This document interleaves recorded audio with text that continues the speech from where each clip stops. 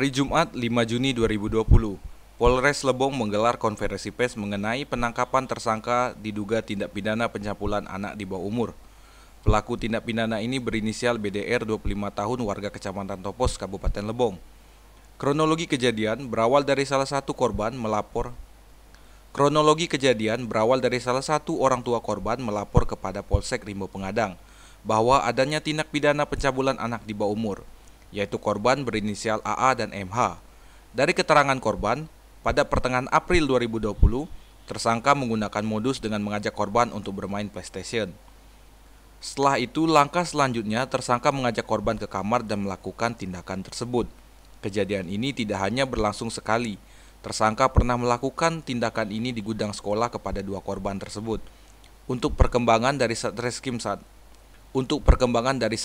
saat ini, tersangka melakukan sebanyak 8 kali kepada korban AA dan 4 kali kepada korban MH.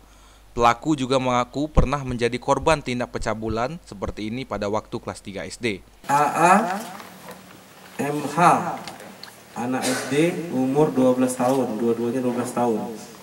Identitas tersangka BT alias BDR. Panggilannya alias B ya. Alamat Tabah Baru, umur 25 tahun. Pekerjaan guru honorer TKK. Ya. Alamat Dusun Ajai, Siang, Topos. Daripada tersangka kita ini, satu orang atas nama inisial AA dan satu lagi inisial MH, di mana perbuatannya ini sebanyak 8 kali. Sebanyak 8 kali, di mana 8 kali ini ada yang sendiri dan ada yang berdua. Jadi atas korban inisial MH itu sebanyak 4 kali, sementara inisial AA itu sebanyak 8 kali.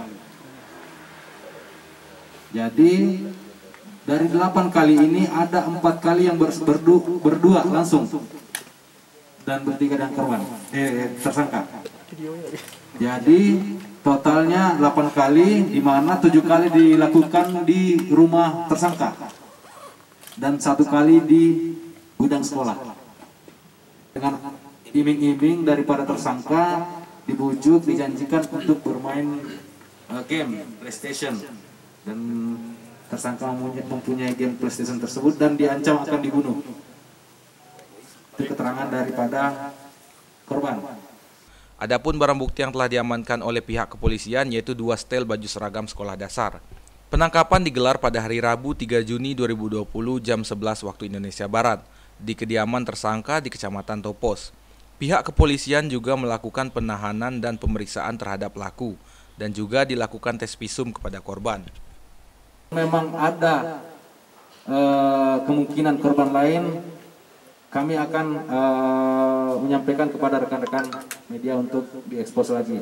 Atas perbuatannya, pelaku dijerat dengan pasal 81 ayat 1 Jo pasal 76E Undang-Undang Republik Indonesia nomor 35 tahun 2014 tentang perubahan atas Undang-Undang Republik Indonesia nomor 23 tahun 2002 tentang perlindungan anak dengan pidana penjara paling singkat 5 tahun dan paling lama 15 tahun hingga denda sebanyak 5 miliar rupiah.